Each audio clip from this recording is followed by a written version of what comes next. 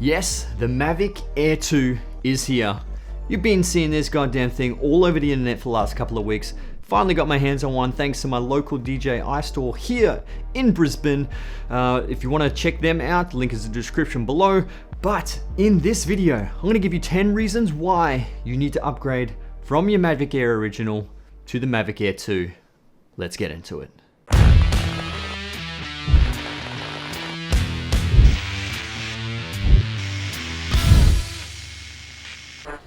What is going on, my friends? It's Jason here.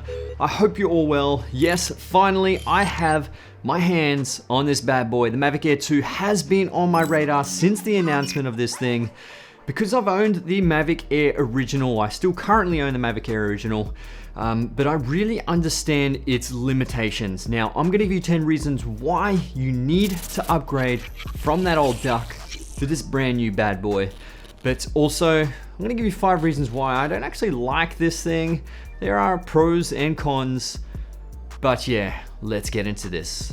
So the first reason and the main reason is actually the Mavic Original has Wi-Fi. The Mavic Air 2 has OcuSync. Now everyone knows how goddamn good OcuSync is. You know, it was just so frustrating with the Mavic Air Original when I was flying in residential areas and it would just drop out. Well, not just completely drop out of the sky, just drop out of transmission, and you know, it kind of just ruins the shot, and it's just so difficult to fly sometimes. So the next feature of the Mavic Air 2 is actually 4K 60. Now this suits my shooting style quite a lot because I love shooting at higher frame rates. Knowing that I will slow it down in post and having nice slow motion just really creates just beautiful image, especially if you do have waves and stuff and you can slow that down. Whew, that is awesome. And now you have the ability to slow it down in 4K, which gives you that ability to crop in. Now the largest sensor, the Air 2 has that 1/2-inch sensor and it performs slightly better under low light situations, but it also has better dynamic range, which is very useful if you're exposing for the sky and you need to keep the details in the shadows, which generally is the ground, which is awesome. Longer flight time. Now this thing has 34 minutes of flight time, so you could legit get away with just having one battery if you really need to. If you plan your shots well enough, this one battery will give you that 35 minutes of flight time. I mean, 35, 34, whatever. More realistically, you're probably looking at about 25 minutes, depending on how you fly, depending on the weather as well. So obviously, a longer flight time will, you know, give you more ability to shoot the shots that you actually want to shoot. So that's a plus for the Mavic Air 2.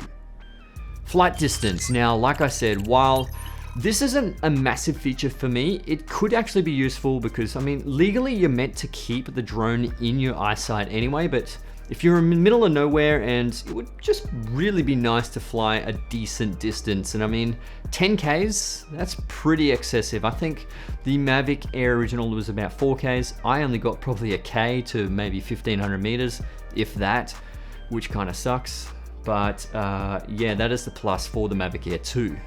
Now the 6th reason is actually a little small reason, but it could mean a lot for some, and that is the props. Now this has the dual props from the other Mavic models.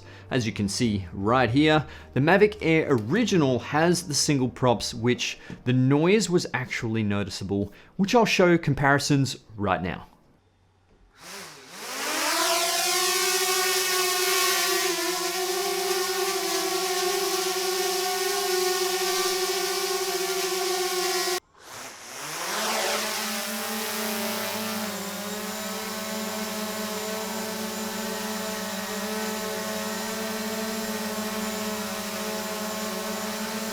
Now 8K hyperlapses is another awesome feature. Hyperlapses are one of my favorite things to do, and to create an 8K hyperlapse, that's just insane. Hyperlapses always look cool from a drone, and even better in 8K. Now you have 4 types of hyperlapses that you can choose from, which is even more awesome. Now 48 megapixel stills, yes, 48 megapixel stills.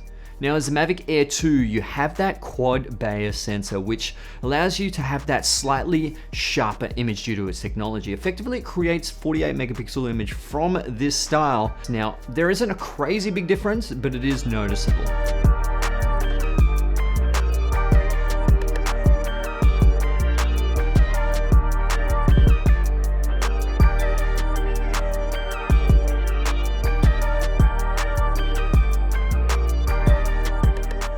Now the ninth reason is object tracking. Now I don't use this a lot, but you know, it still is a good feature to have. It's not the greatest thing, especially if you are flying sideways. Now it doesn't have side sensors, it only got the front, back, and bottom sensors, so flying sideways is going to be an issue with the DJI Mavic Air 2, but it is still much better than the original Mavic Air. And lastly, the 10th reason why you should upgrade to the Mavic Air 2 is that it has slow motion. Having 240 frames per second, it isn't a must feature, but it certainly could be useful in certain situations, especially if you are thinking about filming some fast-paced objects. You know, that's not bad. I mean, it isn't the best quality of 1080, but surely it can get you out a little bit of trouble. Now, the first reason why I don't like the Mavic Air 2 is the goddamn filters. I mean, the ND filters, at first I was like, how the hell do I get this thing off? It feels like you're gonna break the gimbal, but I learned that, you know, I've watched a couple of videos, you turn it upside down, you put a little bit of pressure down, and you just twist it anti-clockwise, and it comes off relatively easy. But it still is a little bit funny. I do prefer just the easy screw-on ones. It does tend to be a little bit easier, but once you get used to it, yeah, it's okay. Now the second is the interface on the Fly app. Now it is very basic, it doesn't seem to be very intuitive to me. I mean, it might take me a while to get used to this Fly app. I'm just not a fan of it at the moment, and I do think there should be some extra features in there, which hopefully DJI will add. I mean, it's just a firmware update, so it's not too hard there anyway.